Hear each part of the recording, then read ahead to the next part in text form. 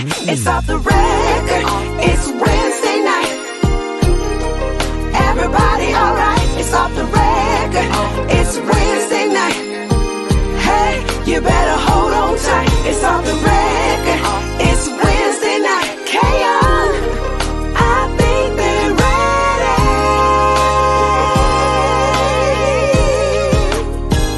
ready. You tuned into what you tuned into.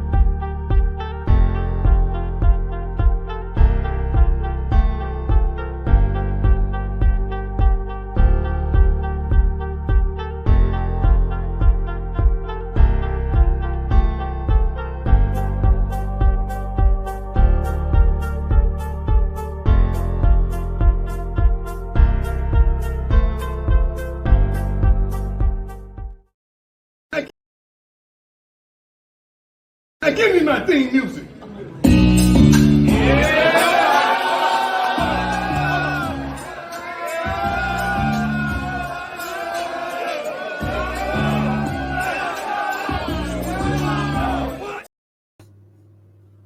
Good evening, good evening, good evening. Thank y'all for tuning in to another episode of Off the Record. I'm your host, K Young, and I got a bomb burner for y'all tonight, man. I got the boss of blues. This is Staci Adams. Can you hear me back there, Staci? Can you hear me? Can you hear me back there? Okay, yeah, we got Staci Adams on here tonight, and man, boss of blue. He's been in the music game for a long time. Very, very smart guy. Angie, can you hear me? Okay, yeah, very, very smart guy. Man, look, I can't say enough about Staci. You can't hear me, Staci? You can't hear me? He talking about he can't hear me. Reboot your phone. Turn your phone off and turn it back on.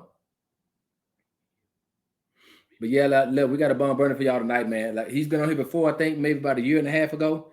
But he came on here with some guests, so now I get to interview him by myself. I get to ask the boss of blues a lot of questions about this Southern Soul stuff, what's going on in Southern Soul business. Like I say, he still can't hear me. You can hear me now? Can you? I can see you moving. Can you hear me? Can you hear me?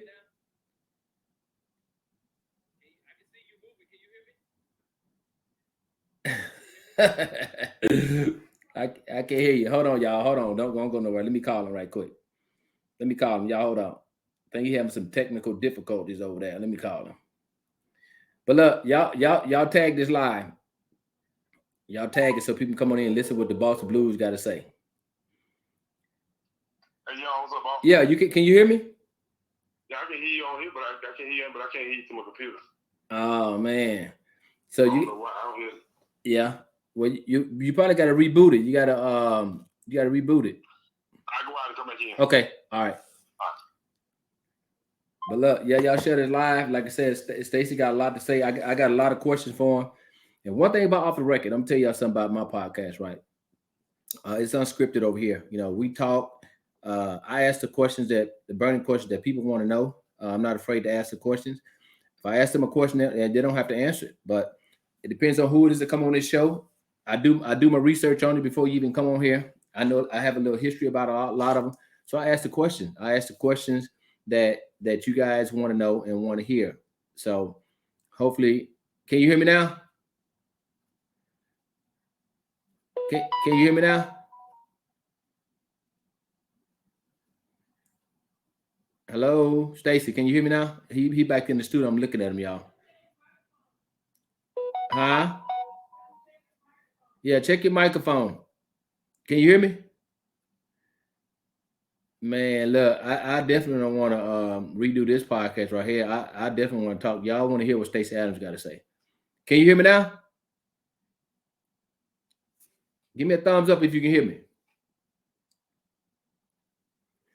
Man, but look, so saw some shows this weekend, a lot of shows, a lot of good shows. But let me say this right here. If we're gonna post bad stuff about people in Southern Soul, let's post the good stuff as well. You know, let's post the good stuff as well. It's I mean it's we're already in a bad world in the first place. So if we're gonna post the bad stuff when somebody do something bad, let's post the good stuff as well. You know, let's do that. Let's all kind of work together and try to drive this thing on. Stacy, can you hear me now? Can you hear me? Give me a thumbs up if you can hear me back there. He still can't hear me. Man, what is going on? But anyway, look, yeah, but if you're gonna post stuff, bad stuff, let's post the good stuff. I don't mind. I don't post a lot of bad stuff about people. I can, but I don't. I rather post the good stuff. But I'm gonna talk about whatever I want to talk about on here, especially if it's relevant to the Southern Soul Arena. Um, I don't mind castigating people. I don't mind reprimanding you for doing something that I feel that's unprofessional, or doing something that I feel that's can possibly shed a black eye on your music career and possibly Southern Soul. I don't mind castigating you. I'm 53 years old, so you should want some constructive criticism, and it's genuine for me. It's not personal. It's not personal. I don't care who it is. If you come on, go live and do something crazy, then I'm gonna talk about it. How do y'all feel about people going live all the time? How do y'all feel about that? Do y'all like it? Is it too much? Because I hear from people all the time. I come on once a week, but I hear from people all the time when it comes to Southern Soul business. They become fatigued, artist fatigue with posting pictures and stuff all day. I mean, do y'all? I mean, because I don't be on here like that to even watch that. But I think some people need it though. Some people need to go live every day to stay relevant. I think that's why some of them do it to stay relevant. But as an artist, I mean, if you got good music, your music should speak volumes about you. Just because somebody see you every day on Facebook still don't mean they're gonna buy your music. Still don't mean they're gonna come to your concert. Just put out good music. That's what sells. Personality sells as well. Personality, y'all. Personality sells. I see a lot of stuff on here with a lot of artists. If I was an alien that came down and started watching Facebook, I would think some of them comedians. I would think some of them comedians with the nonsense that they post. I would think. Well, I suggest that a lot of them just get back in the studio. Unless you want to be a comedian now. A lot of stuff I don't think is funny, especially when it's talking about women. I don't think it's funny. Especially when 98% of women are spending their money to come to these concerts. You never see Calvin come on here and make jokes about women. You never see Tucker. You never see Sir Charles. You never see Pokey. You never see, King George. You never see these top artists on Facebook making clown statements, about women. You don't see that. So I think that some of y'all women should be offended. You should be offended by some of the statements they make about y'all, and y'all the one that's paying.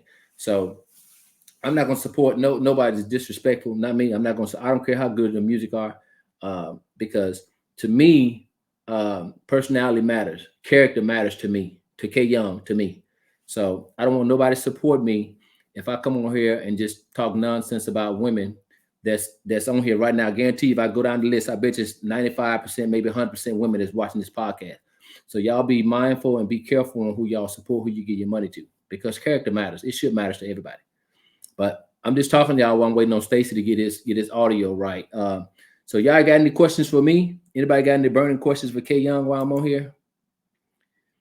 Anybody got any burning questions? Who sometimes live live, give the audience chance to hear the music that some of these DJs don't play? Yeah, I would agree, KD Dawson, but a lot of them ain't playing music. A lot of them just posting pictures of them in outfits and stuff like that, which is cool with me. But some of the people tell me as a promoter, y'all know I tell y'all that they get tired of seeing some of these people. Yeah, you got to be a likable person. You're right, Shannon Farmer.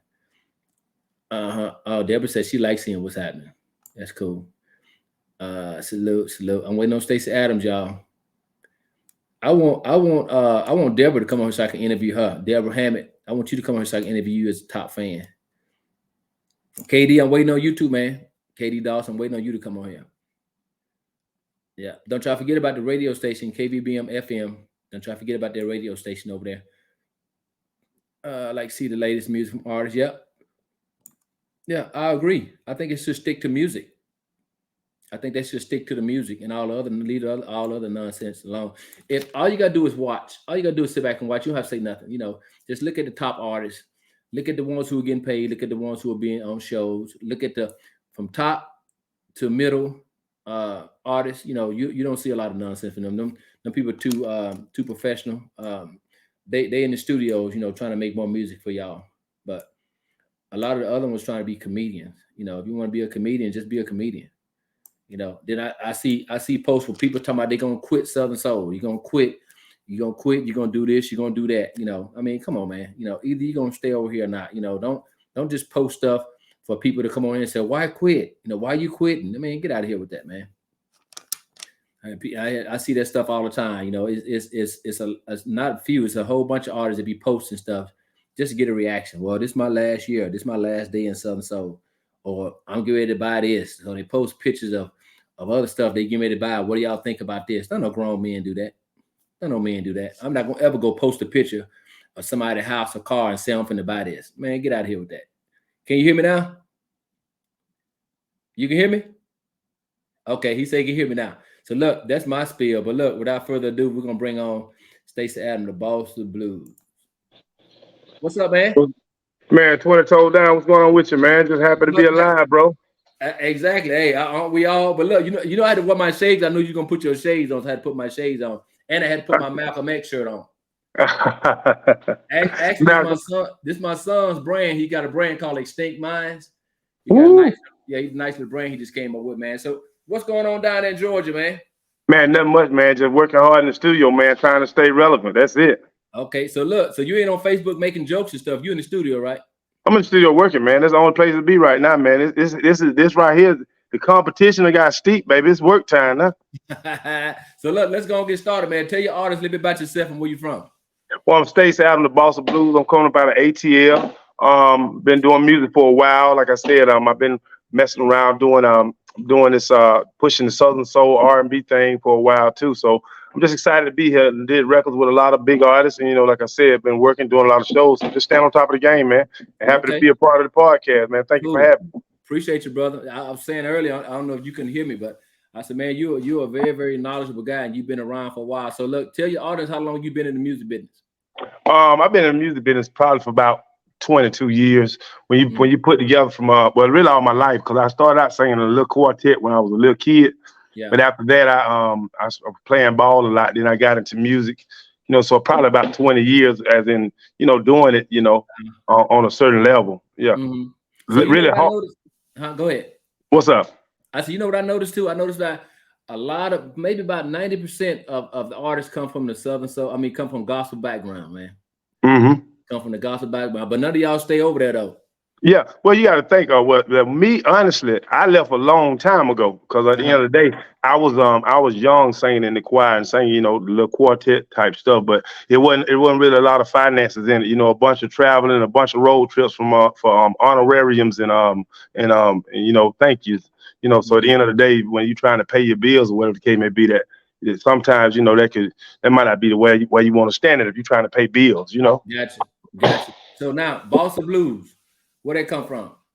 Well, the Boss of Blues, when I came to the game, I wanted to bring something different. I didn't never understand really what Southern Soul was when I first got in, so I knew what blues was because it actually was a genre.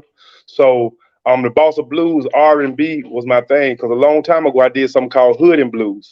So my thing was is attaching myself to something that people could understand and knew which of the blues. And when you say R&B, that's rhythm and blues. Like I said, with Southern Soul, I've never, like when I used to listen to Johnny Taylor, I was always under the impression he was R&B along with Marvin Cease. I never knew anything about, Southern Soul. I never applied them to that particular lane because they always R&B singers when I was growing up.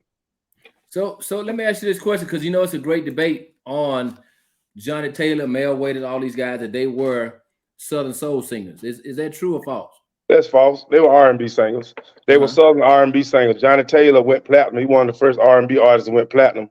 When Marvin Cease died, they said R&B legend Marvin Cease has passed. A lot of times, and I understand people try to apply and put people in a genre, in a lane. But these guys were R&B singers and had strong gospel backgrounds, so they were R&B. Mm-hmm. Oh, okay. And then blues, R&B, rhythm and blues. So like I said, that's what they tied it to. Southern soul wasn't even a slogan or a saying back then at all. Mm-hmm. So is Southern soul a genre? Um, I wouldn't say. I would say it's hard to say because it hadn't been recognized as a genre. So Mm-hmm. it hadn't been recognized as one because they're still trying to figure out to seem like to me what it really is.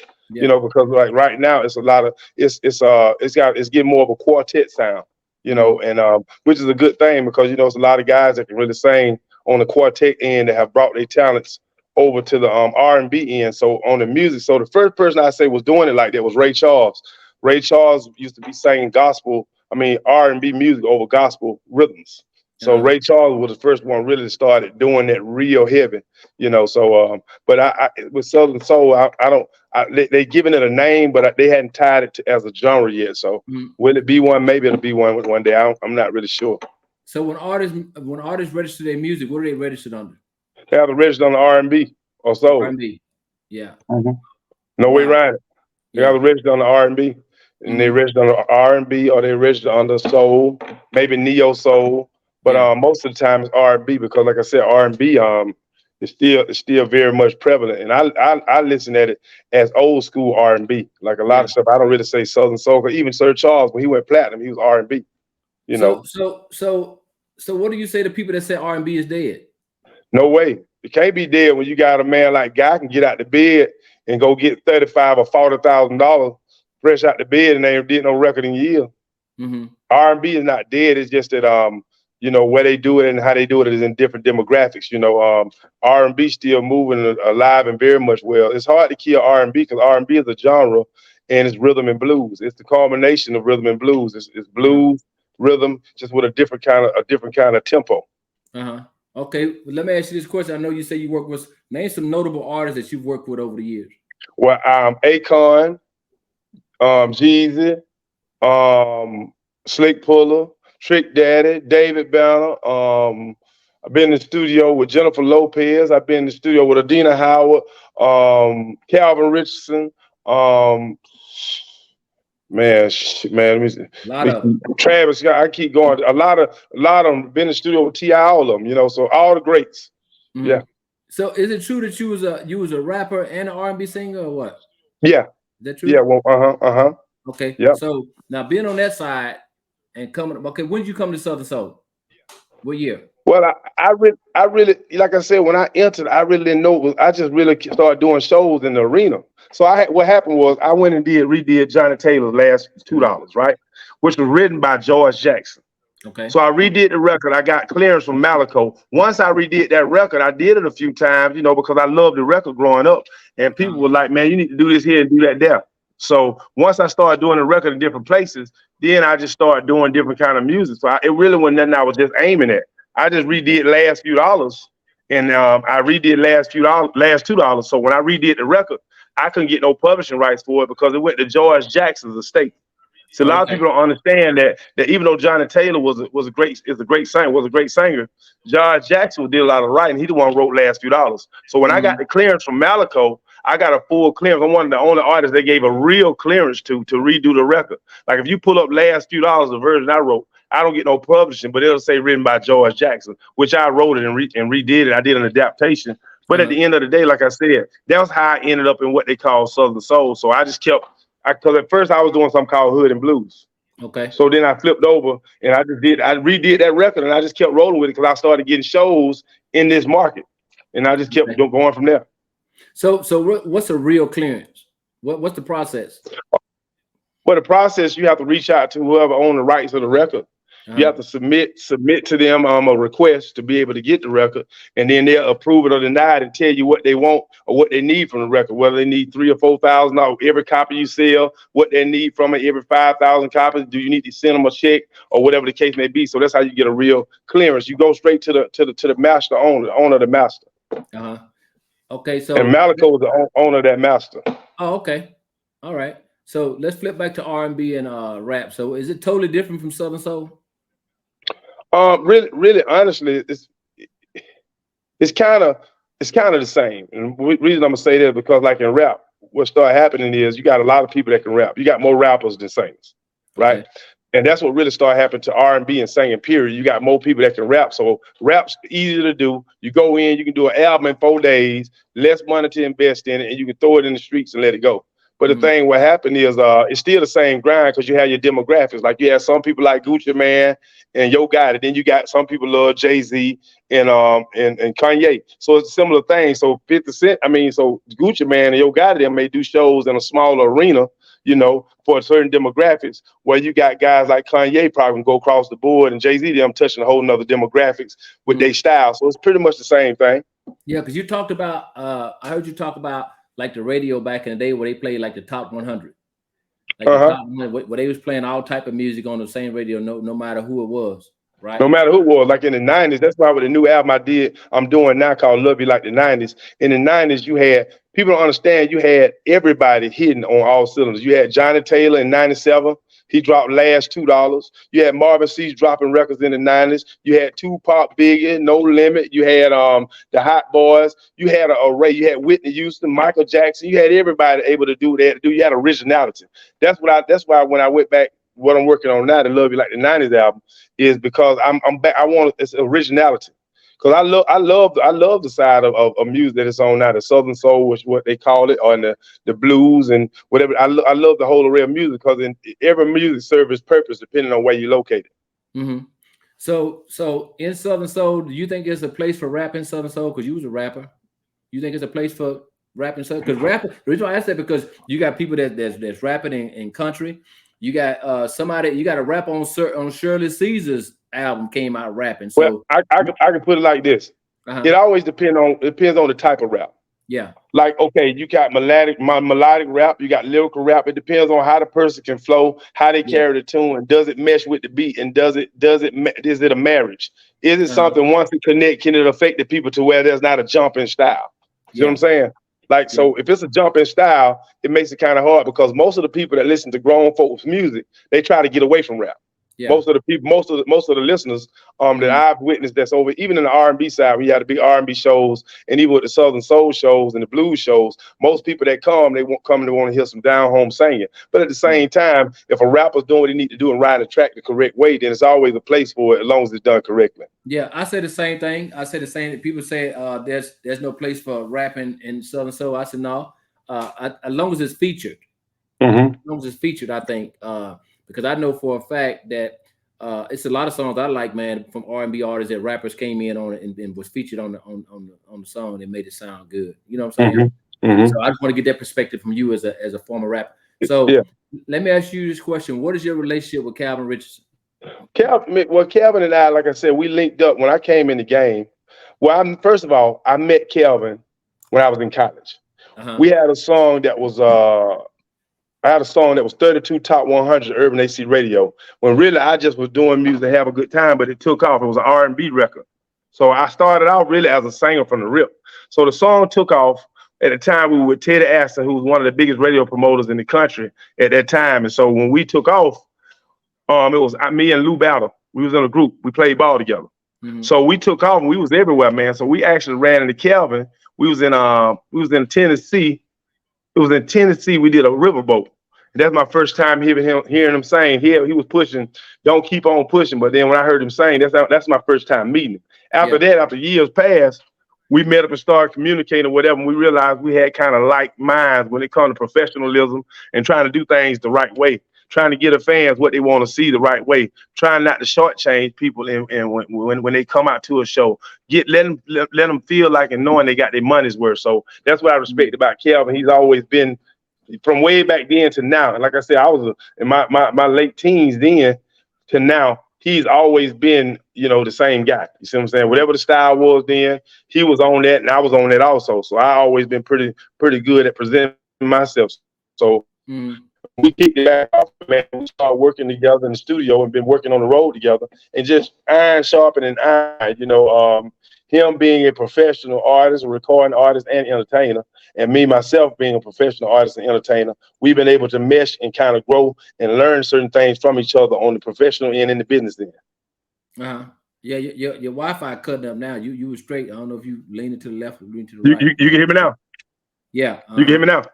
Yeah, you was Okay. freezing up So a little yeah, bit. so we was at, you can hear me. You can hear me now. Yeah, I got you. Yeah. Yeah, so we was able to mesh together, and we kind of iron sharpen iron, and we learn from each other on the business end and on the talent side, or whatever the case may be, and on the creative side. So we working good together, Mhm. and things are going great. Are you currently signed with anybody? Not right now. No, Yeah. right now I'm pretty much stamped with BMG, with Boston Digital Music Group, Yeah. CRE Cabaret Entertainment, because of how we're rolling, and we move together in a unit. You know, we got Yeah. Just Dan, we got Billy D. You know, and this move as a unit, as a team, to continue to build the level of quality that's over on this side of what they're calling Southern Soul. Oh, okay. R&B, blues. I like to just say music, because a lot of times when you put a stamp on music, you put yourself in a box. Yeah. Cause when I listen to it, like a lot of times I hear more quartet in the in Southern Soul now than anything. So it's almost like the quartet gospel has transferred into, has bridged into, hey, this is the new thing. So you'll take Yeah. a gospel record, and you're saying, you know, you're saying some Mhm. club stuff over it, or things of that Yeah. nature. Almost like, and it sounds good, so it works.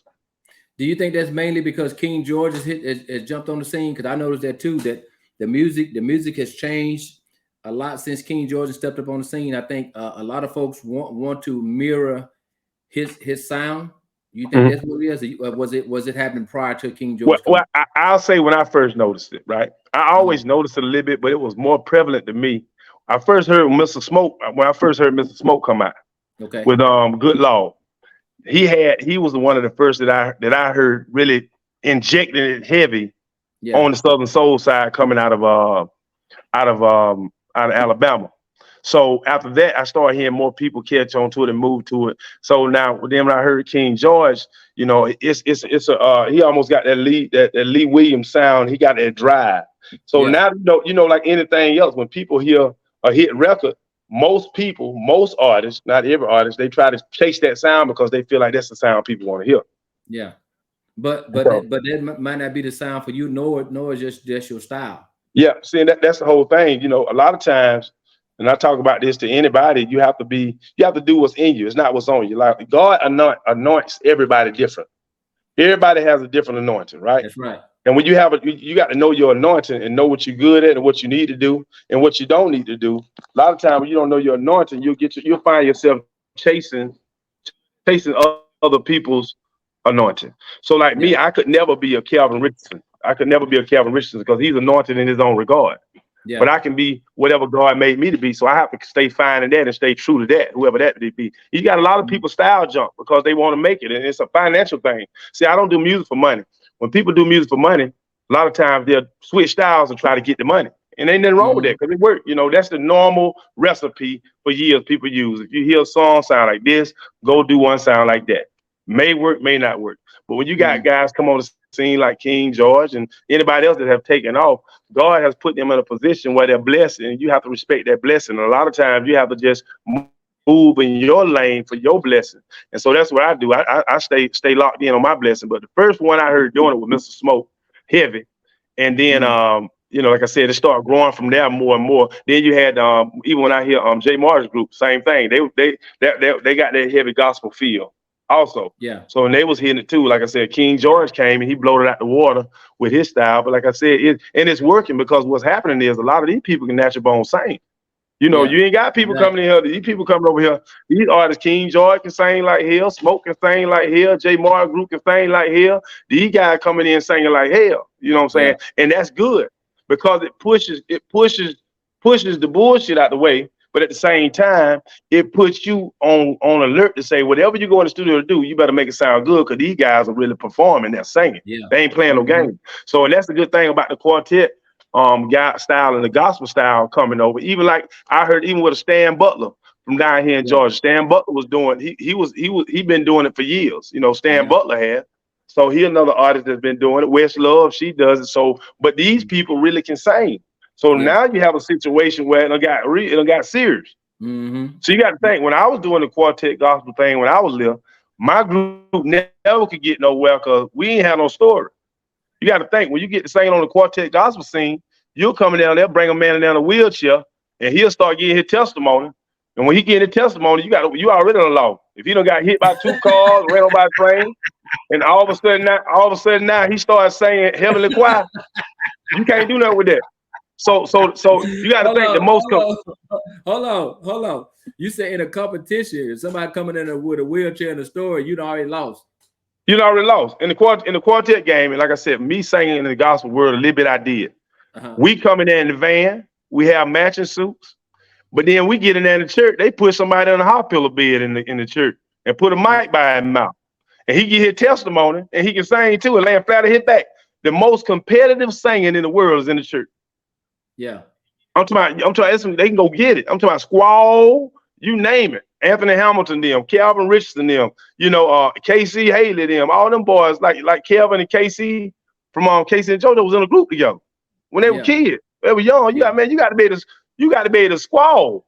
Yeah. These folks squall, and so when you bring the squall into the game, it's hard to compete, man. These guys, so that's what they have brought to the game. Mr. Smoke can show no squall. King George can show no sing. Where Love can squall. So you got a lot of people out here not natural born singing. So that makes it where it need to be. You better go sing when it's time to sing. So do you like competition, friendly competition? I love it. That's what it's about. Anybody, let me tell you something. You think it's necessary? From the point of birth is necessary. That's how we got him. Yeah. We had to outrun somebody. Yeah. Only reason Kevin Young got here is because he outran him a million other sperm trying to get there. So you can't avoid the world is based. The world is set up on competition. Yeah. It ain't no way around it. But now jealousy and competition, two different things. Okay, explain that.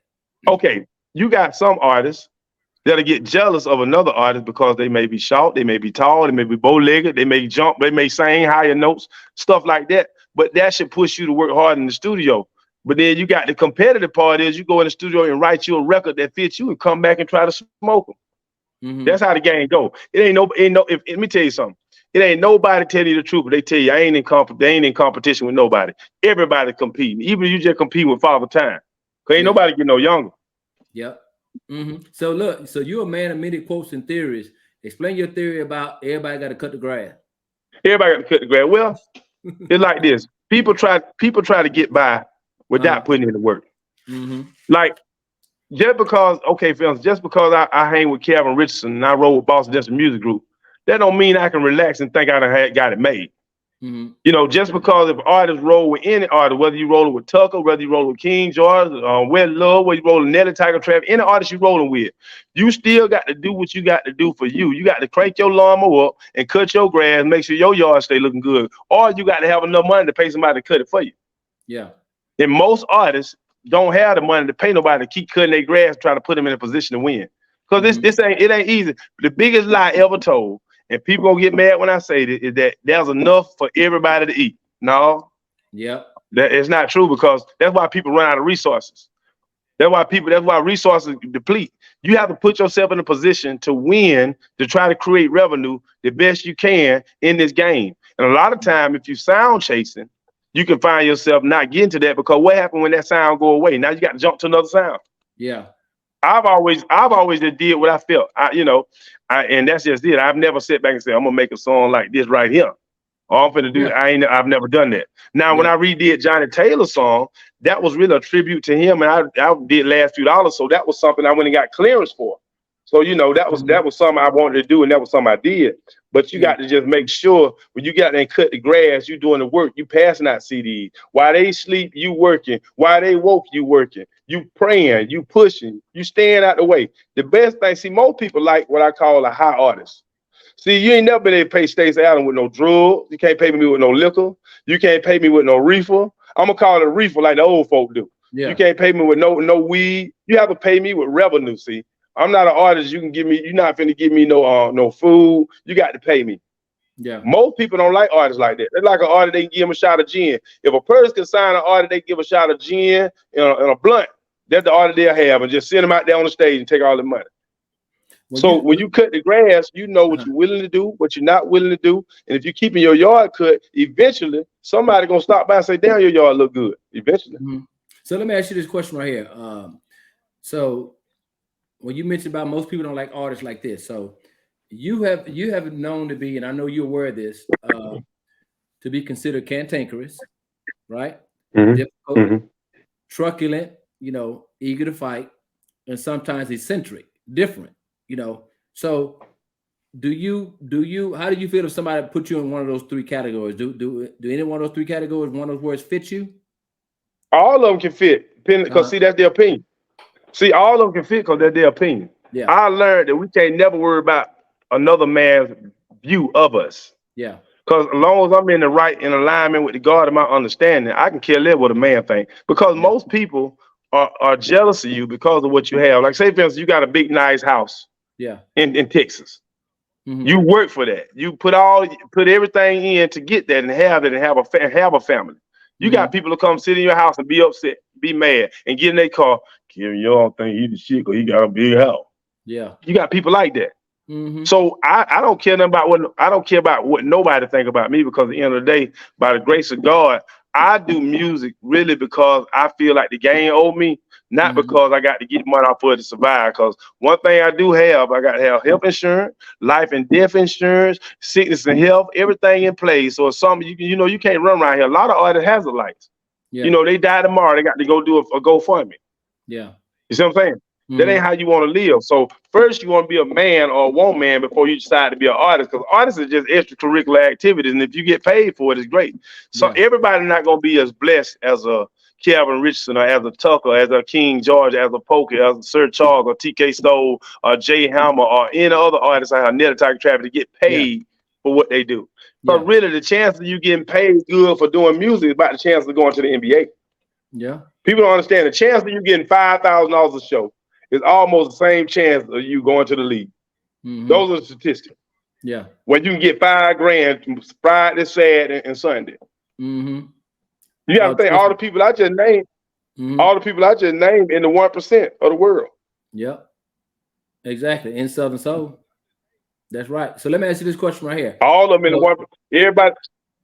yeah, then top 1%. Yeah, because of salary. But let me ask you this question right here. How do you feel about naysayers and whiners as artists? You know what I'm saying? You're an artist. How do you feel I about don't, let me take my glass off.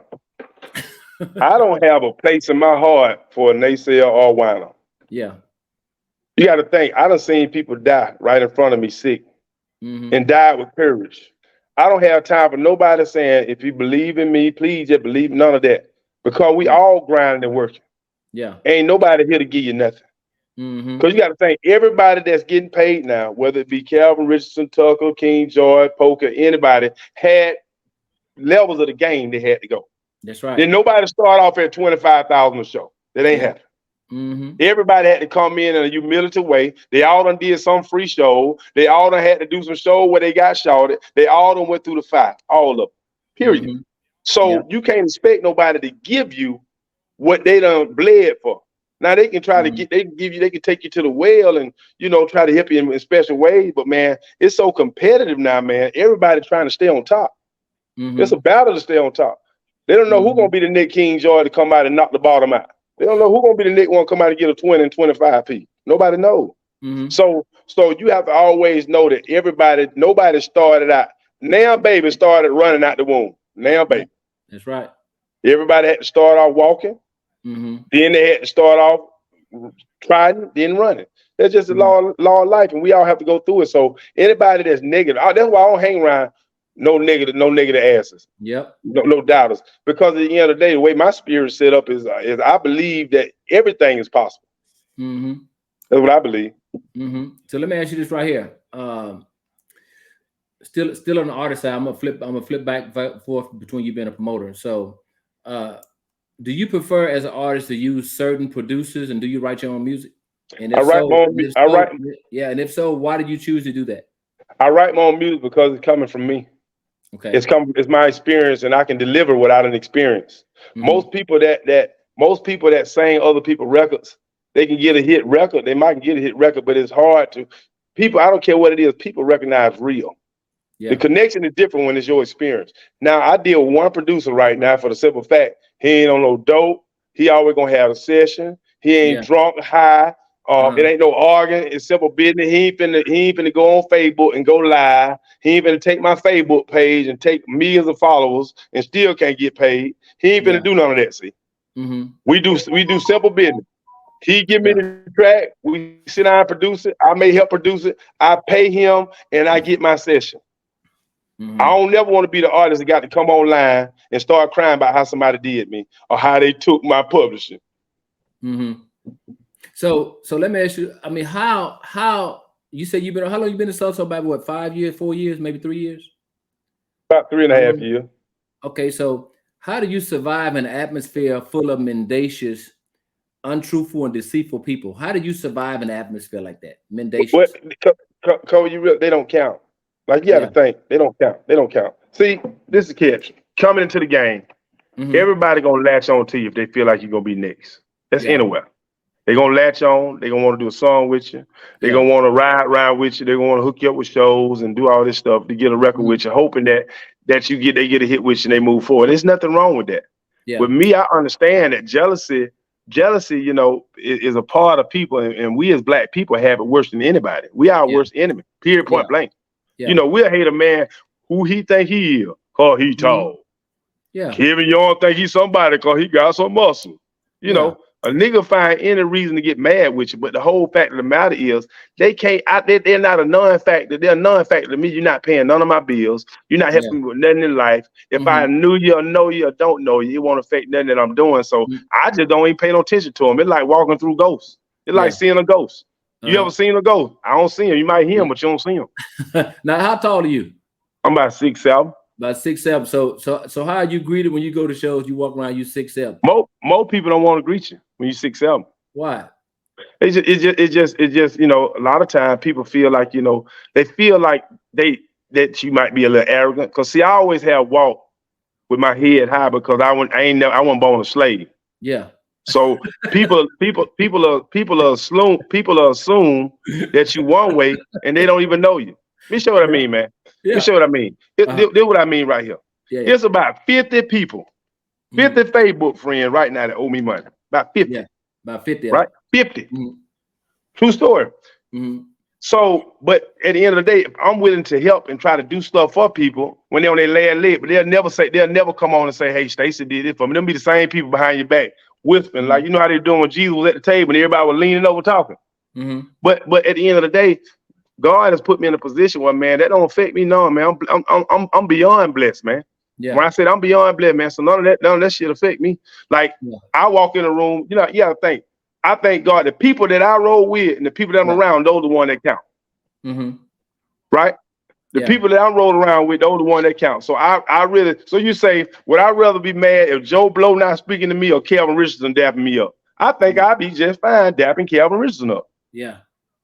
So I'm just fine with that. So in other words, you don't think it's a problem being ostentatious, being flamboyant, and having a positive attitude about yourself.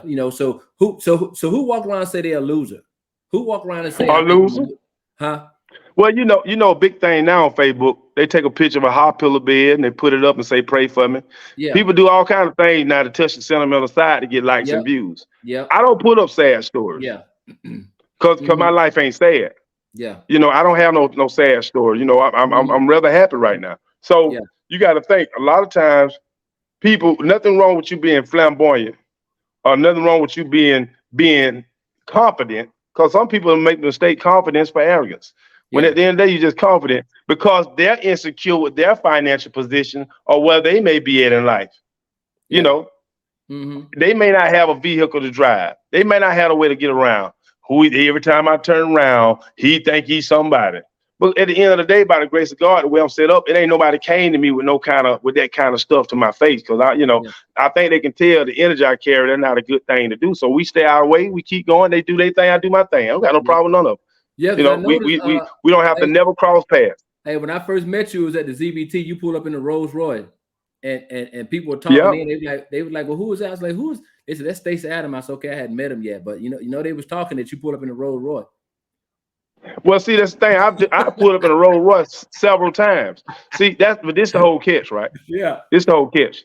What they want me to come walking across the street in some sandals? At the end of the day, the goal is when you go anywhere, you got to think. I feel like I helped bring a style to the game. When I first walked in, a lot of people were wearing. I was wearing real Dior. I was wearing real Fendi. I was wearing real Gucci. No Millennium Mall shit now. Yeah. I came in the game like that. You can go back and look at a person 10 years ago and see what they had on that deal. Yeah. You go look at my picture 10 years ago, I had Versace on. Yeah. 10 years ago. So I didn't come in the game watching nobody say, let me go buy me a shirt like that. I've been wearing chains and I've been wearing this stuff. I've been doing this a long time. Yeah. So I always been this way. You can have Gucci Man and them. I always been like this. Yeah. This ain't just started. When Hummers dropped, I had one. Yeah. So it just a lot of people don't understand, Kevin, that at the end of the day, people who were talking were really upset because the attention diverted from them. Yeah. I had on a really, they should have talked more about the $4,000 custom made outfit I had on. Yeah. They didn't talk about that, did they could have talked about that because that really, you got to think, I just rented the Rolls Royce. But people don't understand. So get what? If somebody say, all he did was rent the car, shit, that still was $4,000 for the day. You still had to pay for it. It's still $4,000 for that day. Yeah. Going to the ZBT award, right? Yeah. In Houston, Texas. The Rolls Royce, the outfit, making sure my team had room. I was $13,000 in the hole out there. For one day. And I did the tribute to Lattimore and then get nail award. Yeah. We're gonna talk about awards. But I got to do the tribute to Lattimore. Yeah. Yeah. I think that was more important than that, because Lattimore is a pioneer. So let me ask you this question right here. Let's talk about promoter. Now you're a promoter as well, right? Yeah, I throw some shows in my time. Okay. So how do you determine what to pay an artist as a promoter? Because you ain't won on every show. You ain't won on every show, right? But this whole catch. Okay. And I tell any artist this. And any promoter tell you this. When I came in the game, first thing I asked for was a dough split. Period. Because at the end of the day, you don't never put a promoter in a position to lose. You know your value. Yeah. You know if you're not hot somewhere. Like, let's face the fact. If you're not hot and you can't put no ass in the seat, just be realistic and say, look, don't put the promoter in a position where he lose, because he got a family too. Yeah. Artists don't think about the promoter and his family, and that may be his last. Yeah. You got some people actually take their last $10,000, $12,000 and throw a show. I seen her throw a show in Sanderville, Georgia. No lie. I was in Florida, and I ain't gonna say no name who's on the show. I had never met this guy. He was shocked. I never met the promoter now day in my life. He kept calling my answer phone. He said, look, man. And then what this guy sound? He said, man, they been unhook all the shit. They been unhook everything. I said, what going on, man? I need $6,000, man. Can you help me, please? I hung up the phone. I called him back. I said, man, I don't even know you. The man, I sent him $6,000. And I sent them a portable potty down there. I paid the portable potty down because he had no red room. The man lost hope. Listen, this is the first time I ever seen. Listen, I swear to God on this. He just lose his shirt. He lost everything. No. Listen, no. Look how this story ends. Yeah. The man not only lost everything. 3 weeks later, he had to have a heart transplant. Damn. No. Seriously, they had to take his heart out of his chest and put one out of an ice chest in his chest. That's how stressed out he was. I ain't gonna even say who was on the show. All I know is, guess what? He lost so bad, about 140 people out there. Yeah. He thought, and he knew, and get what? Now, this is the same person that called me and say, well, Staci, I would book you, but we got to get a little more hotter for me. But for some reason or another, when the back end hit, somebody said, man, you need to call Staci. His investors, they couldn't help him. So I sent him the money to help him out because I try to be my brother's keeper. And he had to have a real heart transplant. Yeah. But people don't think about that. A lot of us artists can be selfish. Yeah. We'll tell you, man, I got to have $5,000, man. No, and we know No, they can't draw on a piece of paper, but go ahead. But then when you turn around and tell the same artist, I tell you what, man, you just go ahead and you give me $500 for the club, you pay the security, you get the dough, whatever come through it, you promote it yourself and you can have it. Most artists won't take that deal. No, they ain't gonna take it because they know they can't draw on a piece of paper. They want your money. But is it difficult being a promoter / artist, or is it advantageous for you because you know the business? Well, it was advantageous for me because you have to jump around the jealousy. Yeah. So, coming in the game the time I came in, before I started getting some of these bookings I'm getting, nobody ain't trying to help you get on no show. You 6'7", 230 pounds. Yeah. Nobody helping you. Mm-hmm. Nobody don't care. They too busy telling folk, man, don't fuck with him, man. Yeah. Man, you don't want to fuck with him, man. Don't Yeah. play his music. I ain't gonna play his music. I ain't gonna DJ his music. I ain't gonna even play his music. All Mm. that going on Wow. for no reason. But Mm-hmm. that's us. See, but this the whole catch, right? Uh-huh. When God puts you in a position, right, to where you can jump over the bullshit, you jump over the bullshit. Just don't worry about it. That's Mm-hmm. why you never see me go live on promoters and Yeah. putting that on Facebook page. Look how they dogging me, all that extra stuff, man. That po talk. No, Yeah.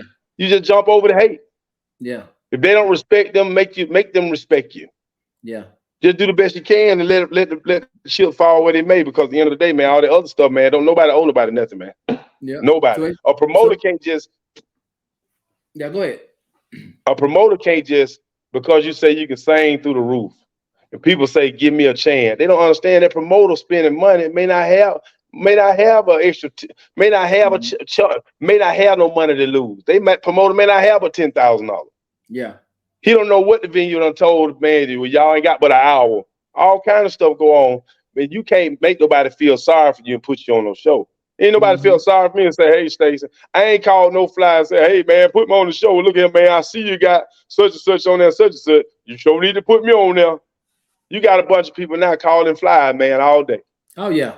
Yeah. Calling fly. And see, I got a And, problem. But see, you know what I got a problem? Not to cut you, I got a problem with when they get on here on Facebook, talking nonsense, poppycock nonsense about promoters, but yet still you call that same promoter and you want to put it on the show, or you'll say, well, give me a chance. Who the hell are you? I mean, this is called a music business, like Slack said. It's the music business. This is business. So if I got a Calvin Riston, Tucker, and King George, what I need you for? Well, I mean, what I really need you for? What I need to give you another $5,000, $3,000, Mhm. 3,500 when I already got the three people that people want to come see anyway. So instead of being Mhm. humble and say, you know what, I know it's going to at least be 1,500 people there in front of this crowd. I've been out maybe 6 months or a year, nobody's really heard of me. Let me take this opportunity to get on the show, in front of these people, what maybe I can sell myself, and possibly market myself in front of these people. But now you want a payday when you on there with Tuck. Oh, and I ran into this right too, State. I'm pretty sure you have too. So when I opened this radio station, I said, hey, look, I want to call some artists down. We're gonna give a free show, for this radio station because it's a Southern Soul radio station that plays Southern Soul 24/7. This is y'all radio station. It's for y'all. I called some artists. No, man, I can't do it. They don't want to do nothing free. But when I call LJ, I call DD Simon, I call Big J and all, and they say, okay, yeah, we'll come do it because they see the light at the end of the tunnel. They see the big picture. The same artist told me, no, right? But when I booked Tucker, when I had Tucker here, man, I want to be on the show with Tucker. Boy, get off my phone. So you come for nothing with Tucker on the show. You come for nothing because it's going to be 1,000 people there. But you don't know who's going to be there. When I'm doing a free show, which it was people hitting us up, but we had to cancel it because of the weather, because it was Veterans Day. We had to cancel it. But I just don't. I don't like the way of thinking when it comes to business. When you say there's po talk, no, that's the po man's mentality. What do you think about that? But people don't understand is this. Rihanna did the Super Bowl and didn't get paid. Yep. I don't care if it was Super Bowl. They can say, well, the Super Bowl don't matter. Rihanna is a billionaire. Yeah. Eminem did the Super Bowl, didn't get paid. Snoop Dogg didn't make a dime. 50 Cent didn't make a dime. All straight promo. Yeah, it's in front of the world, but still the same rule apply. You never know what kind of opportunity may be in front of you. And a man has to be humble before the world humiliate him. Yeah. Because you got to understand, you can't force yourself. I know how I feel to be at $12,000 a show and go back down to zero. Yeah. What goes up is just the law of gravity gonna come down. No way around it. I don't care how they try to hold it, who try to hold it. Once you hit the ceiling at a certain price and you can't break through that ceiling, your price automatically gonna start coming down. It ain't no way around it. It happened to me. I was at $12,000 show, but this is the difference. They had a tour, right, with T-Pain now. I went to the promoter. The difference between me asking for a chance, right, and begging, I said, well, look, I got $15,000. Could I buy into the tour, buy some dates to go on and open? He looked at me, he was like, huh? I said, yeah. I said, I respect what you got. I know you got it set, but I need this audience. Just let me prove myself. So he looked at me. I gave him $15,000 and they got me 7 dates. Where he let me come in 7 cities. By the time we got to the 7th city, they turned around and started paying me $4,000 a show. Yeah. But I bought into the system first because I needed the opportunity. He Mm-hmm. wasn't gonna put me on there just to put me on. But when I said, look, I give you $15,000 to buy in, they did it. Yeah. That helped me get to 12 grand a show. But Mm-hmm. most artists, now I always been an artist like this, Kevin Young. Mm-hmm. When I was, if I had food, right, this is how much I love music at one wow, and I still love it. But if I had a choice between buying a CD and buying some food, I'll steal the food and buy the CD. Mm-hmm. That's how deep I was in the music. So I would Mm-hmm. sacrifice and bet on myself. Most artists are not gonna do that. Yeah. They're not going to do that. And they're gonna try to make you feel guilty for not helping them. Well, God got it. He gonna have to have it. He gonna have to have it. You know what I'm saying? He gonna have to have it. Because people don't understand the same God that you talking about got it is the same God that blessed the artist. Yeah. The Exactly. same people, let me show you something. The same people that's getting all this money, right? Yeah. When they start feeling bad, start saying, it's all right, God gonna show you. God, the same God blessed them to get their 25,000 shows. So what make you think he gonna do something wrong to them because you ain't made it? See? People get twisted like that, man. So my thing, I just do music, enjoy it, man, and let it fall where it may. Yeah. Yeah. I think a lot of them get artist frustration, man. How do you feel about that? They get artist because they've been in Southern Soul for 80 years and they still getting $500 a show. So Man, they let me tell you something. frustrated, but then they want to attack. They want to attack Cal. Yeah. He But see, let me tell you think he something. all that because he come with his security. They want to attack Man. Tucker. You know, he ain't all that great. They want to attack, King George. They want to attack Pokey. They want to attack these people. Let me tell you something. Know that are notable artists that people want to see. How you feel about that?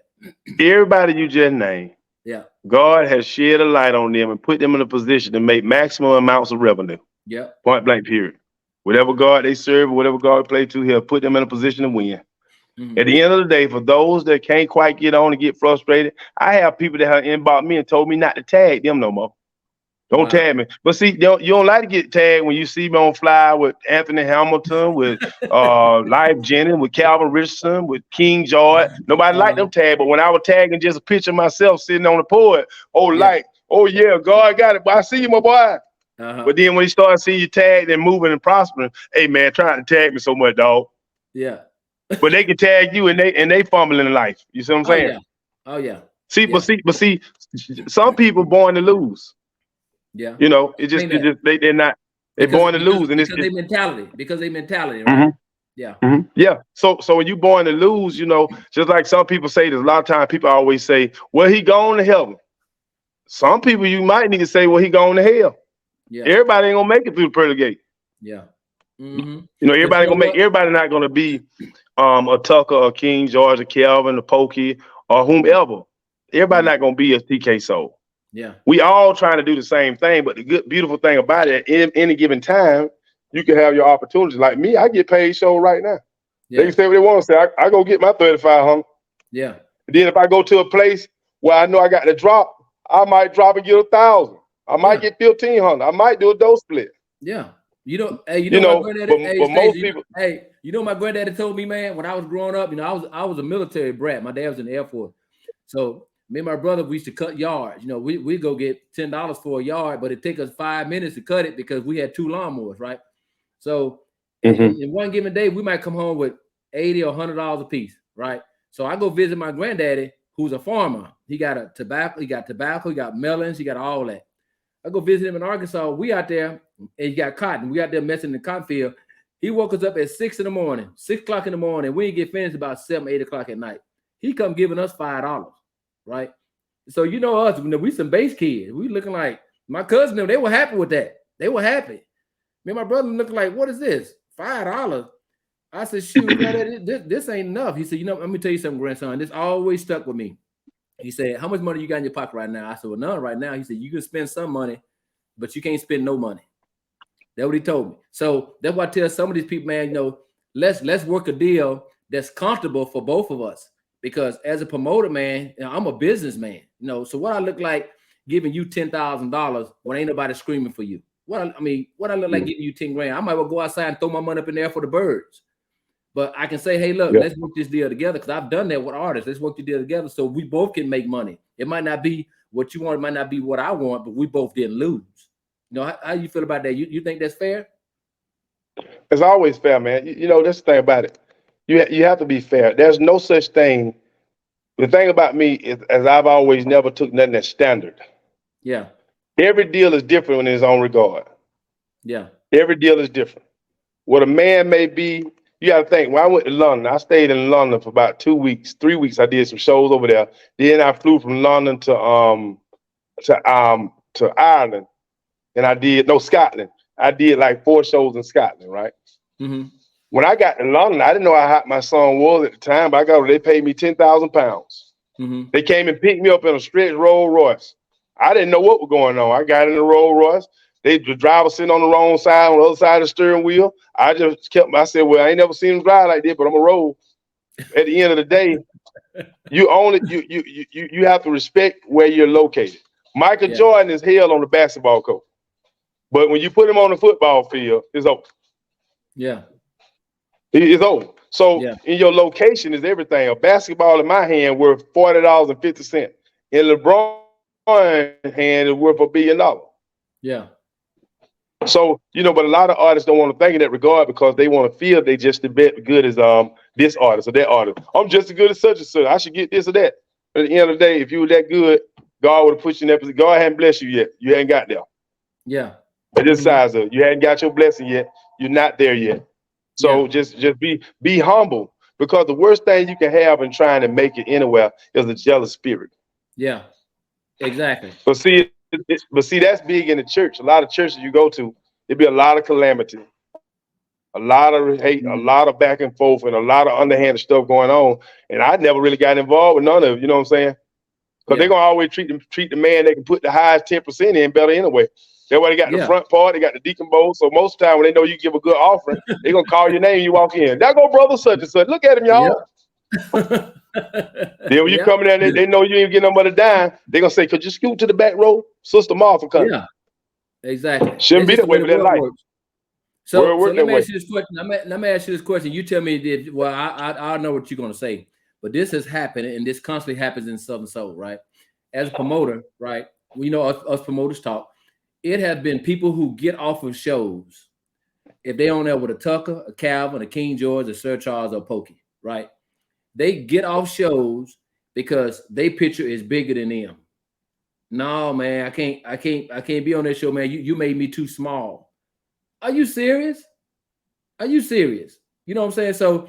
So you expect you're a mid-level or a novice artist. You expect your picture to be equal to a Tucker, a Pokey, a Sir Charles Jones, King George, or any of them. You expect your people to be equal to them, and if they don't do it, the promoters, like I said, with me, I just say, okay, that's fine. I just take you off the show. I'm not gonna get in no corner because nobody's asking about you anyway. But you got to be egotistical to even think that we're talking about the top paying artists in Southern Soul, the top 10 paying artists. How you think he's gonna be equal to one of them on the show? Nobody's coming to see you, Otis. How do you feel about that? Yeah, but see, this is the thing. Mental illness is real. See, this what you got to think about right here. Yeah. Sometimes, think about this. I had that happen to me. I helped somebody get on the show. No lie, I helped a guy get on the show. He called me and said, why the lady hooked me up with, man, why she got me so small and I'm a legend? I said, bro, you're not going to be responsible for half a ticket sold. He said, well, tell her she can take me off if she gonna disrespect me like that and put me that small on the flyer. Man, let me tell you something, man.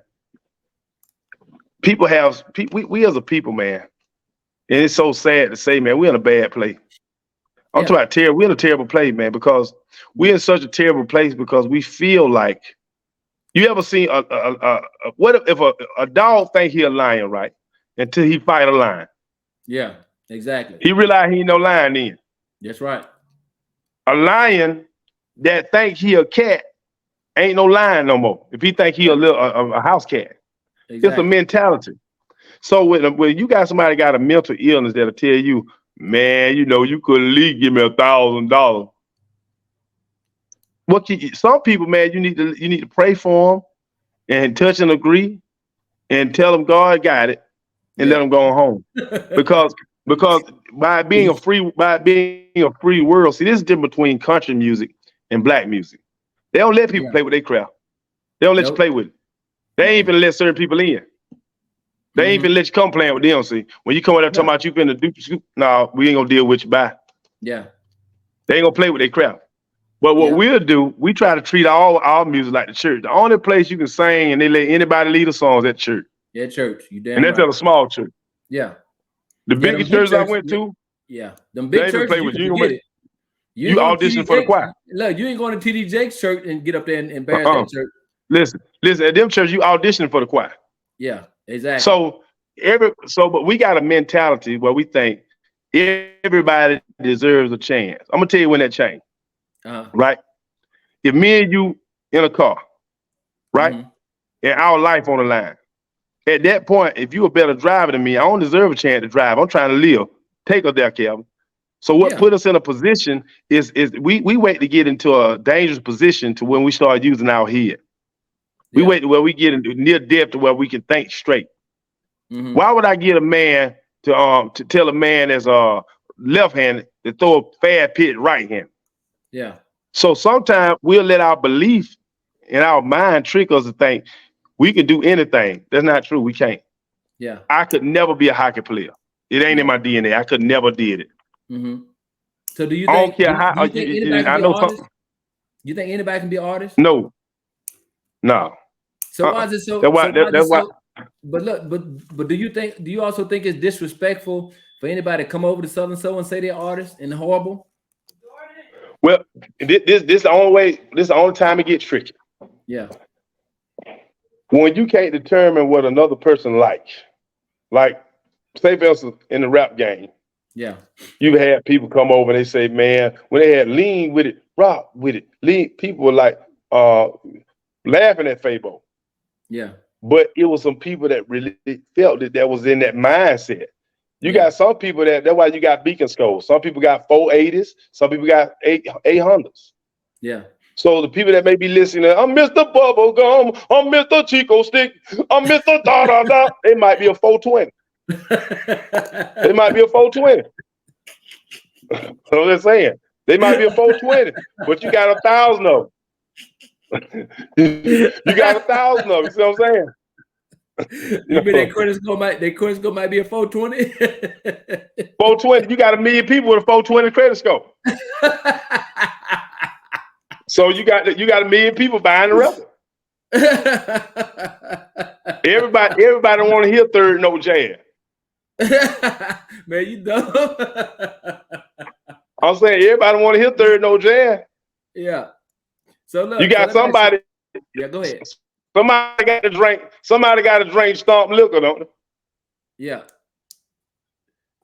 Everybody can't drink Hennessy. Everybody can't drink on Ace of Spades. Somebody got to drink straight rock good in the jug liquor, and that's what they can afford. Yeah.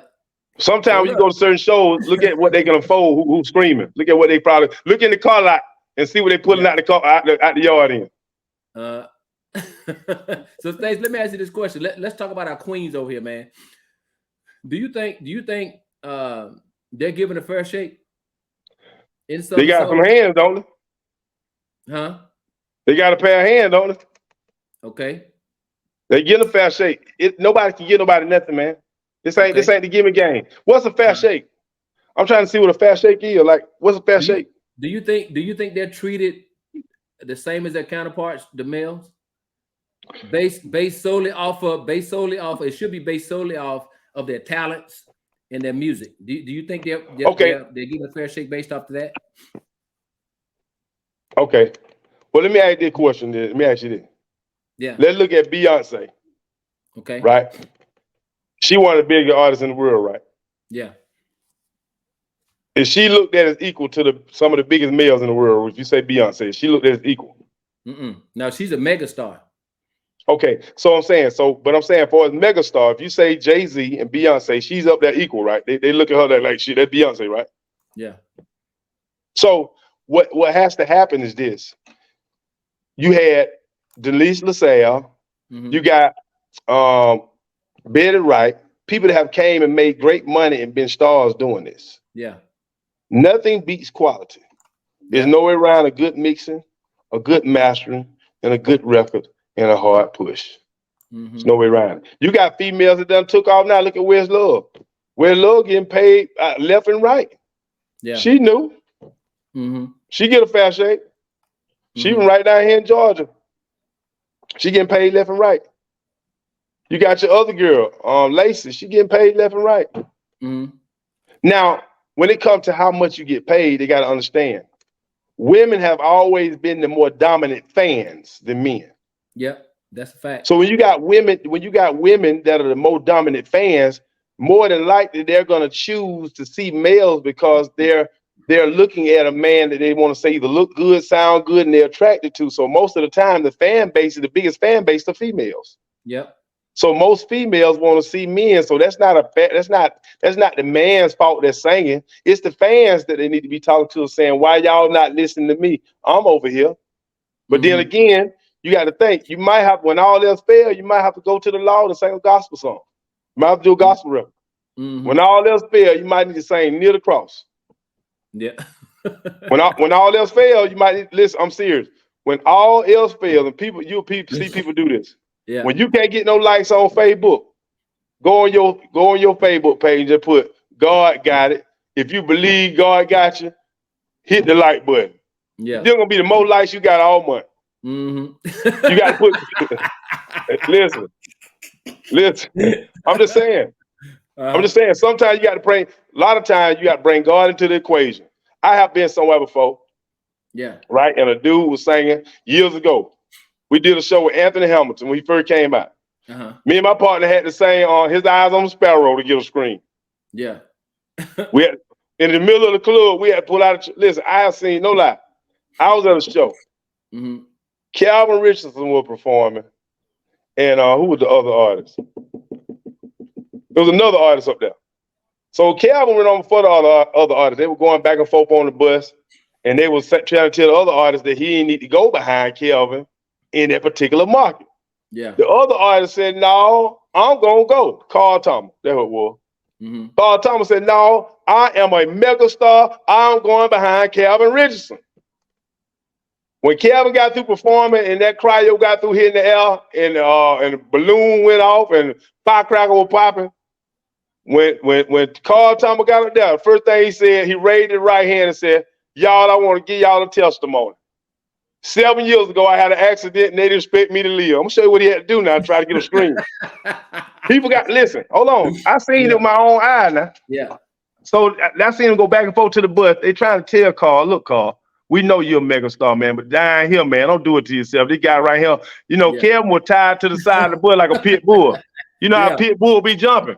Yeah. So he tied to the side of the bus jumping like a pit. I'm saying, you see the pit bull over here. Now they telling you not to go on behind this man in this environment. Maybe we in New York somewhere, but not here, Carl. Carl said, no, I am going after him. I can hold my own. When Kevin got through, no lie, man, I laughed so hard. First of all, when he came off the stage, the crowd went with him. So you had about 40 people in chair. You saw a bunch of white chairs. Yeah. Carl Thomas started talking about every illness. Look, he started talking about every illness he ever had. He started talking about the gout, how he had a gout 2 days ago. Yeah. Everything he could think of to try. It didn't work, huh? It didn't work. So you got to think, man. You have to put yourself in a position to try to win. And I witnessed this. It's no different. It's no different if you in an area, right? And somebody, let's say it's a legend. We gonna say no name. Yeah. Right now, how the King George is. If somebody say, hey man, I'm going behind the King tonight, baby. Okay. 9 times out of 10, when you come out behind there, they ain't gonna get to see your pretty necklaces you done bought, your nice clothes, your prayer. They ain't gonna see nothing you don't put on. Listen, I have been a victim of in a group. Me and my partner have been in a group, and we had to do a show. We did 2006. We did NDRE. We did the Super Bowl NDRE. We did the All-Star Party, right? We went behind NDRE. I seen the back of everybody's head while we was on stage. We went behind NDRE. I'm talking about when we got through, I seen Allen Iverson braid, Shaquille O'Neal bald head. I seen the back of everybody's head. So some things you got to be honest with yourself on, man. There ain't nothing wrong with it as long as you're getting paid. Some artists say, man, I ain't going third. What? Yeah, what is bro. wrong with that, man? What is the hook up with that? Because I'm Well, you telling know you, what's wrong with it? you can't. You look. If you're a new artist, you'll be a fool to think you're gonna go behind Tucker, Calvin, and King George, Pokey, and any of them, man. They're gonna be singing to the But see, chairs but and the see, but jamming. see, but see, this the whole cat, man.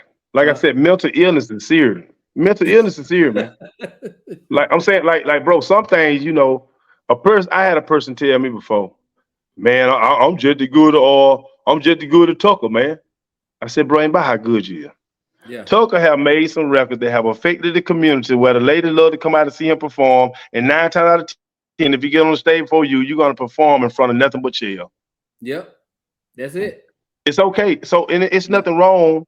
There's nothing wrong with being an opening act, man. yeah, There's nothing wrong with it. Do your thing. Your yeah. time may come or may not come. Everybody gonna make it. But it's one thing to be confident, but it can be sorely misplaced because people said it all the time. Well, man, I can go behind Tucker, whoever. I said, man, why would you say some dumb stuff like that, man? Why would you say some ignoramus stuff like that, man? I mean, that don't even sound. But I but said, see, that because oh my bad. That no, go because ahead. when you got your uncle, your cousin, you got your mama them and your friend slapping their foot to your music while you singing it. Uh, You ain't looking at they drinking beer and Hennessy while they listening to you, and they telling you all kind of good stuff, and and you saying to yourself, man, my mama them said, you can let your kin people can get you in trouble sometimes. yeah, It's just like this. I done seen somebody. My partner was a boxer, right? yeah, All the while he was getting his ass whooped, get what his mama was saying. That's my baby. He getting his ass smoked. Bah, bah, bah, bah.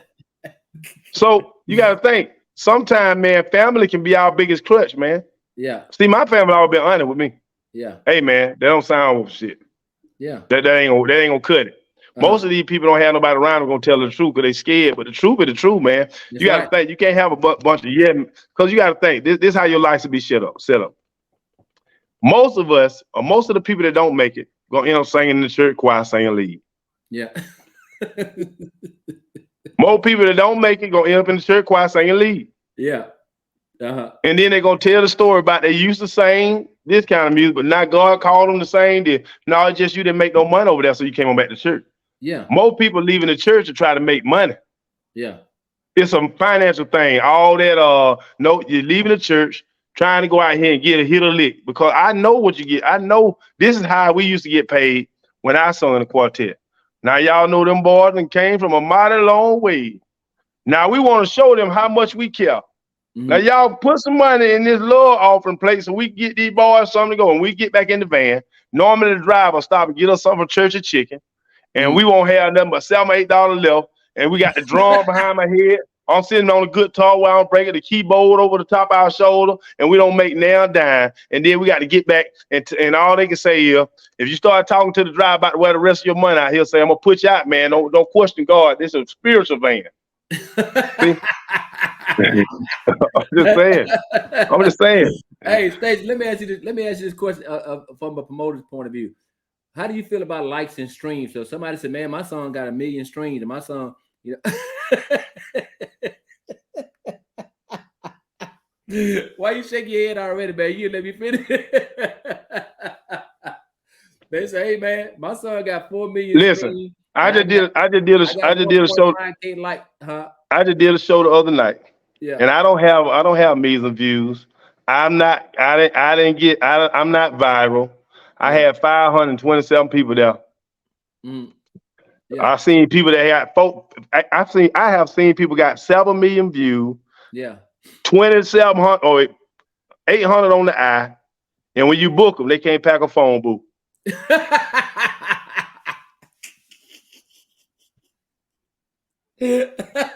So I think that what Danny said. Danny said just because they watching, they're not buying. That don't mean they Yeah, buying. They so you watch. got to think it's free to hit like, Yeah, it's free to look.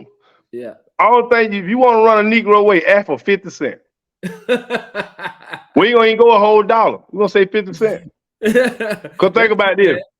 That's true. That's true, man. More people want to try to manipulate the system, man. Yeah, yeah. So You hold can't on, hold manipulate the on. system, bro.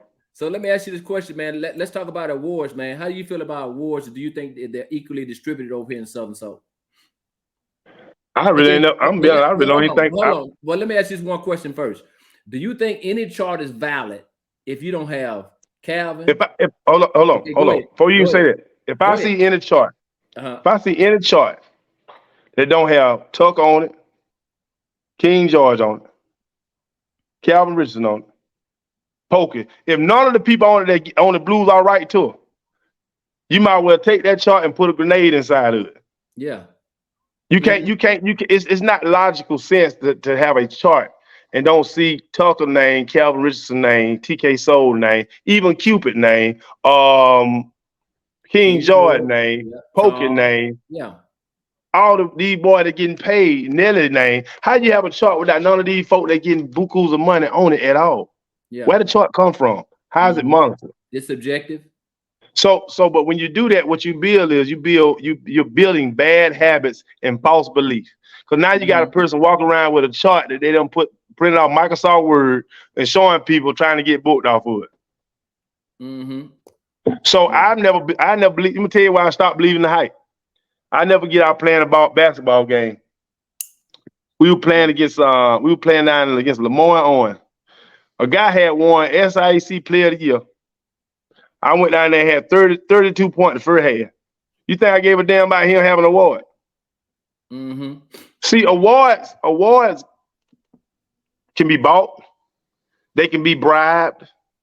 You know, you got to think Angela Bassett hadn't won awards yet. As great as she's been. Yeah. But that still don't speak for her body of work. Your body of work still gonna stand. I don't care what award a person got. I believe you take me and put me in the element, out of the element, take us all to Africa and let us perform in front of somebody that don't know us, see what happens. Yeah. My thoughts on these charts the same thing. I think a lot of them are pernicious. I think they're treacherous and they try to be hurtful. You know, that's what I think. I think a lot of them are snollygoster. They're not guided by principle. You know, I mean, how you not guided by principle to do the right thing? How you not guided by principle? You know why? That's what I think. And I also think they're it just don't make no sense to me. If like the radio station I'm on right now, we get calls in, you know, we get requests in. So it would be foolish of me not to recognize who these callers are calling for to hear that music in the top 10. It's gonna be foolish because they call in. But see, you got a real radio station. Yeah. We ain't talking about some people say it's not real. Even though, yeah, some people say it's not real. It's FM station, they say it's not real. You know, you got a real radio station. So this is a whole difference. See, a lot of people let the internet during the pandemic fool them. Yeah. I ain't ran in nobody's car. I went to nobody's car yet, and they were playing Facebook Live Ride. I ain't seen the shit playing there. I ain't seen it. Hold on. I haven't went to nobody's car yet when they riding down the road playing Facebook Live. Hey, thank y'all for tuning in, man. Staci crazy. What you said, I'm saying I ain't seen it. Nobody called playing Facebook Live, huh? No, I haven't seen it, but I can tell you this. And this is what I want to leave with, Kevin. Yeah. So I can get over and head over here and hang with E-Realist over here in Lithonia. This is what I want to tell you. This is what I want to tell every artist. Live today as if you're going to die that evening. You make less mistakes. Yep. You can't beg your way or suck your way to the top. There ain't no way around working and grinding. We all trying to get the same thing. For those people that have made it and that are doing good and making big money, don't be jealous of them because God put them in a position where they can gain what they're getting. They've been blessed by the Most High. Whether it be Tucker, King George, Calvin Richardson, me, Sir Charles, these people have been blessed to get whatever they're getting out of music. And you too can be blessed, but you cannot be blessed by being jealous and envy-hearted because that's the quickest way to run God away. So all I'm saying to all you guys, remember this. We are not here to play dream or drift. We have hard work to do and heavy loads to lift. Showing out in the struggle, for it is God's gift. Be strong, be strong, be strong. Remember, you got to cut the grass. Kevin, I thank you for having me, man. I love your platform. I appreciate you playing my music. You're one of the realest guys out here, man. I ain't gonna say I love everybody. Anybody tell you they love you, don't know it, they bullshit. I respect everybody. Yeah. I don't love everybody. I respect everybody. So I respect everybody on here, man. Let's get it. Got you, bro. Appreciate you, man. I give you a call later on. Well, tomorrow I'll give you a call, brother. Appreciate you coming on. Still, keep being honest and keep being truthful. I'll talk to you later, bro. Hey, there you have it. Staci Adams. Good guy, man. And let me leave y'all with this. Stop with the mendacity. Stop with the untruthfulness. You know, stop with the pernicious lies that try to be hurtful and hurt somebody. Stop with all that. You know, stop with the snolly gospel. Stop with this, snolly gospel is a person who don't stand on principle. Stand on principle. Do the right thing. Just do the right thing. Even when you think nobody have some integrity. Even when you think nobody's looking, somebody's looking. You know, so that's why I got my Malcolm X shirt on here. Can y'all see it? This is my son brand called Extinct Minds. He came up with a brand called Extinct Minds. He was giving me the spiel on what he come up with, but everybody know what extinct mean. So let's just stop with the nonsense, stop with the foolishness, and like I said, and let's start castigating people. Let's castigate them. Let's reprimand them. I want y'all to reprimand them. And for you females on here, for you women on here, I love women. I respect women because my mother's a woman. I'm married to a woman. I got daughters. So you guys be very fastidious in who you spend your money with. Be fastidious. If they come on Facebook Live talking about y'all musty and all this other stuff, why would y'all want to give somebody your money? I mean, so if a woman is musty, so what? Hell, maybe she danced all night. So what? That's not nothing to clown about. If they say the woman's wig was turned sideways, so what? Hell, if she had a show and she jamming, who cares? Who cares about that? No respectful man would even be concerned about nothing like that. He should be concerned that y'all are there supporting, spending y'all hard-earned money, because I'm pretty sure all of y'all work y'all hard-earned money to support these artists. So just do that for me. Be very fastidious in who you support as well. I respect all of y'all, and I see the same people come over here every Wednesday. I see the same people that's sharing the podcast. I see Daryl on here, so I mean, I respect that, because you guys can be on everybody want to go live on Wednesday now, since Off the Record comes on Wednesday for the last 3 years. So y'all can go to any podcast y'all want to, but y'all constantly come on here every Wednesday at 7:00, and like Staci was saying, I was in Arkansas for a week and my mom was in the hospital. I didn't post it on Facebook. That's personal. I don't want no likes. I don't want stuff like that. I want you to have no sympathy for me. I don't want, and a couple of people know, a couple of family people that's really close to us here that we asked them to pray, for my mother. But I'm not going to ever put nothing on Facebook, for publicity. No, I'm not going to ever do that. When I was in the hospital for COVID, y'all didn't see me posting nothing on Facebook, me in the hospital bed and all that. That's personal. I don't live my life on Facebook. Y'all see me come on once a week, unless I'm at the radio station or I got my grandson, unless I got my grandson. So let's stop with the, with the nonsense, and be adults. You are a woman or you're a boy or girl by birth, but your maturity level determines what category you put in. So when you turn 18, the law says you're an adult, you're a grown up. It don't say you're a gentleman or it don't say you're a gentleman or a lady. It don't say that. You get those titles by your actions. So y'all know me. I keep it real. I keep it 100. I keep it respectful. So I think next week, hey, have y'all heard of Trail? Y'all heard of J1 drummer Trail? Trail is a real good guy, man. He's a really, really good guy. I'm going to bring him over here. Trail has some history. He has a background that y'all definitely want to listen to. He's not just a drummer. He's a really good guy.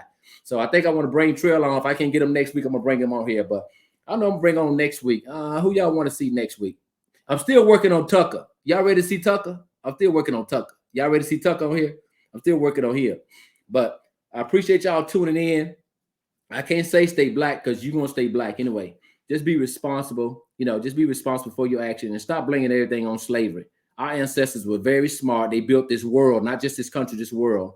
And I'm pretty sure they'll be ashamed of us right now with some of the stuff. It's called personal responsibility once you get a certain age. Stop blaming everything on slavery. Don't blame it on slavery. So if you go out there and act a fool and fight in the club, it ain't got nothing to do with my great-great-grandmother and great-great-grandfather. It ain't got nothing to do with them. My auntie, it ain't got nothing to do with that. It's about you, your dumb behind out there acting foolish. That's what it's about. It's called personal responsibility. But hey, you guys can hit me up anytime. If y'all know some topics y'all want me to hit on, hey, hit me up in my inbox or we'll speak about it. If any of y'all guests want to come on, any of y'all paying customers want to come on, and we can talk live, I tune y'all in. We can talk, we can chop it up with the fans and stuff. I don't have no problem with that. But I really mean this from the bottom of my heart. I respect everyone, even but until you disrespect me, don't make it personal because it's never personal. So don't ever make nothing personal. Just walk away from foolishness. Just walk away from that. So got a show coming up May the 6th for anybody in Texas. May 6th, LG Eccles, Toya Jones, Donnie Ray, and Vic Allen will be here in Temple, Texas, May the 6th. Got some more stuff in the making coming up. So, but again, I can't say this enough. I respect each and every one of y'all to come on, even the ones that give me stars, because this is a paid podcast. It's not free. It's not a Facebook page. It's a paid podcast. And I come on here. This is 3 years in running, $30 a month. You do the math, So this is how much I support Southern Soul. I pay to come on here and talk to you guys and interview these artists. Most of them are professional. But with anything, like I was in the military for 22 years, we have some unprofessional people over there too. So you can have unprofessional people everywhere you go, and you got some over here in Southern Soul, but hopefully they'll get it together, with the fans telling them, with their peers telling them, with their mamas and daddies, and aunties and uncles and friends telling them, get your act straight over here. And I'm going to say this right here too, for the fellas, stop posting pictures of stuff that you want to buy. Who does that as a man? Who does that? Stop posting pictures. If you want to go buy a house or a car or a motorcycle pool, just go buy it. What's the sense in posting on Facebook and say, hey, I'm going to buy a pool tomorrow. What y'all think? Who cares? Who cares about that? Who cares? Nobody care about that. That's being braggadocious. So the Lord give it, the Lord take it away. So, y'all just stop with the nonsense. Just stop with the nonsense. What's up, Hunter Boy? I see Hunter Boy, Gender. Sylvia on here. I see a lot of folks on here, but y'all know I get on my soapbox and get to preaching. But again, I appreciate y'all coming on here. Check out the radio station, KVBM FM 104.7 FM. Y'all check us out. Angie put the link on there. We have the, if you have an iPhone, we have the actual app for that, and we have a link you can actually tune in. We play Southern Soul 24/7. If any artists on here, send me your music. When I say send it to me, I don't necessarily mean I'm gonna play it, because if I don't like it, I'm not playing it. I'm telling you that right now. I'm not playing it. So send me some professional music, non-profanity, that's edited for the radio. Send it to me, kvbmfm@gmail. Drop it in the radio station inbox, and I'll review it. And like I said, we'll get rolling, because I'm here to support. Somebody just dropped it on there. It's on here. Hummer Boy ain't got no music from you lately, but y'all continue to support these artists. Get in their inbox, and you fans, y'all paying customers, y'all tell them what are y'all likes and dislikes. If they ignore it, then you know what to do. You know what to do. So, and again, like Danny Boy came on here, a lot of artists like Calvin and Tuck and King George and Pokey and Charles and all them, I go to shows. I go to the big shows at the big places and stuff. A lot of, they're not affable. They're not affable. You can't get to them. So y'all don't hold that against them, because they are great guys. I talk to them. If they weren't great, I would tell y'all. I would tell you that. Yeah, I will tell you without any repercussions. I would tell you, but they are some good guys. Especially at Pokey, man. Hey, I was upset when people was posting that when he fell off that stage. Because he could have been hurt. He could have been hurt badly. But regardless of what y'all think, God got his hand on Pokey, and Pokey's still making good music. He came back that Saturday, and he killed it in Garland, Texas. So that's my dude right there. God got his hand on. God got his hand on a lot of y'all. On Calvin and Tuck and Joe, he got a hand on a lot of y'all out here. So just humble yourself and just continue doing the right thing. Just have some integrity. And look, on that note, I know a lot of y'all wasn't born in 1970. I know y'all wasn't, but I was. So look, thank y'all for tuning in, and I will see y'all next week.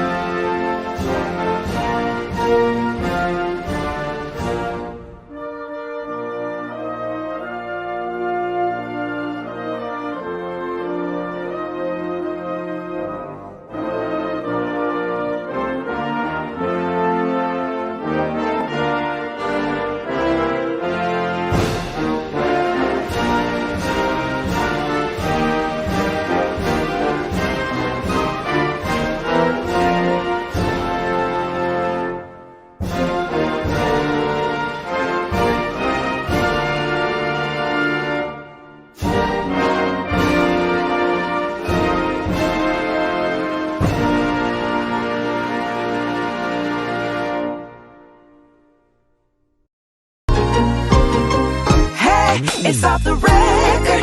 It's Wednesday night. Everybody alright. It's off the record.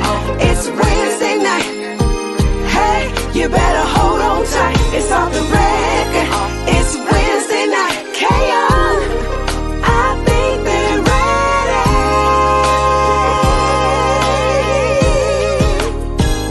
ready. You tuned into what you do.